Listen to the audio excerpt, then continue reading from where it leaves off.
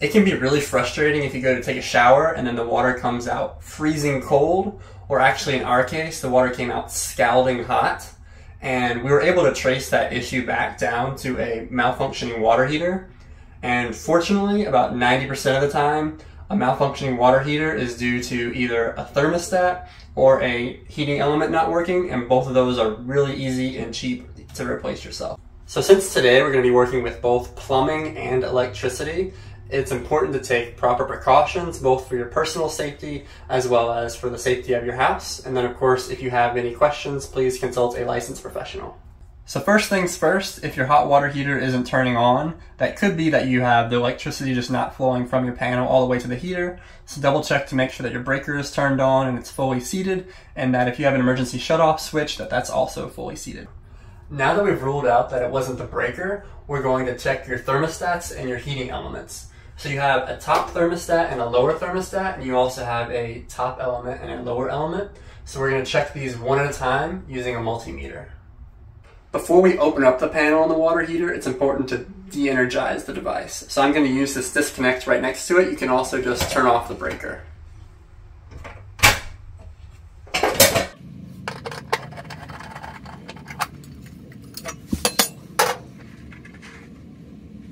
This water heater has 3 separate thermostats, and I like to think of the thermostats sort of as gates that divert the flow of electricity. So this top thermostat or gate is a high temperature shutoff switch. So what it does is it has the electricity coming into it, and if it detects that the water behind it is at about 170 degrees Fahrenheit or higher, then it will shut off power to the entire tank. And that's a safety measure to make sure that it doesn't overheat and injure you or damage the tank. So if this is open, then electricity should be flowing through it normally, which means that there should be 0 resistance between these 2 screws and 0 resistance between these 2 screws. I'm going to use my multimeter to measure the resistance at those spots. So that's practically 0.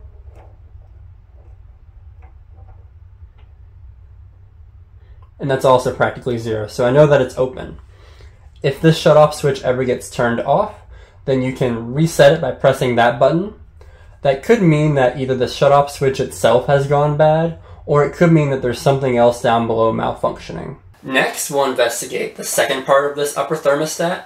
So this upper thermostat has a temperature sensor in it right against the tank, but now instead of comparing that temperature to 170 degrees, it's comparing it to whatever set point you set, which in this case is about 125 degrees Fahrenheit. So if the tank is colder than that, then it will direct electricity down the left side to this upper element. If it detects that the tank is already sufficiently warm, it will send electricity across the top. Right now I'm measuring resistance, and I measure very little resistance going across the top, which tells me that it's sufficiently warm and it's sending electricity down to the bottom. And then on the left side, there's a high amount of resistance, which means that it's not directing electricity that way.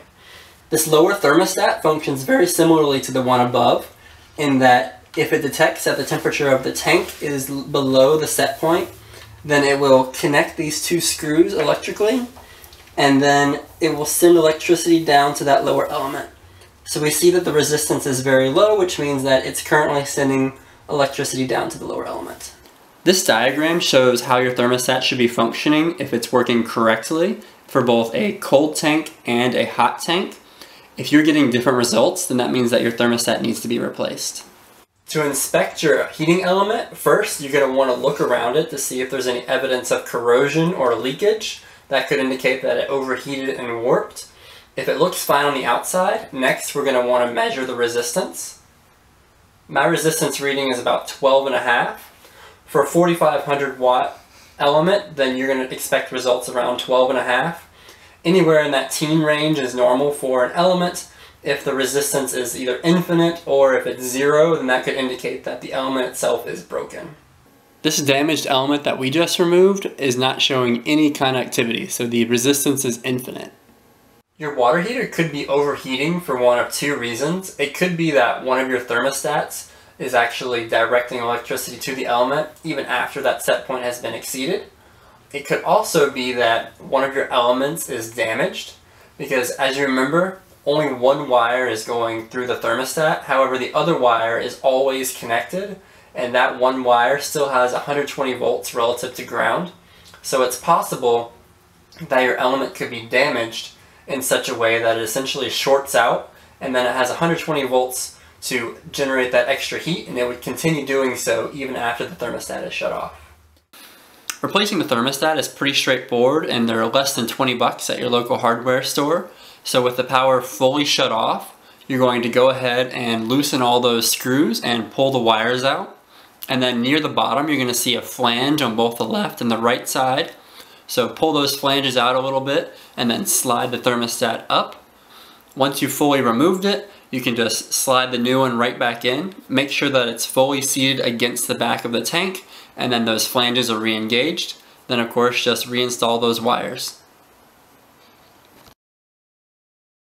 Replacing an element is just a little bit more work. First, with the power completely shut off, we need to drain the tank. So we'll start by connecting a garden hose, and then you'll turn off the water inlet, and then it's helpful to open up a hot faucet somewhere in your house so that air can enter the tank. And then you actually use a screwdriver to open up that valve. With the tank completely drained, next you're going to disconnect those wires from your heating element, and then you can pick up this special tool from the hardware store for about $7, specially made for removing the elements. So you're going to use that to unscrew your old element. With that removed, go ahead and clean out those threads in case there's any rust or corrosion. And then you can just install the new element with that same tool. Make sure that the gasket is fully seated, and then with that, all you gotta do is reconnect the wires. The number one cause of a damaged element is actually having sediment that builds up inside your tank, so it's a good idea to flush your tank out completely about once a year. I hope this video helped to resolve your water heater woes. If you guys liked what you saw, we would appreciate a like and subscribe, and if you have any further comments and suggestions, please put that down in the comment section below. Thanks guys.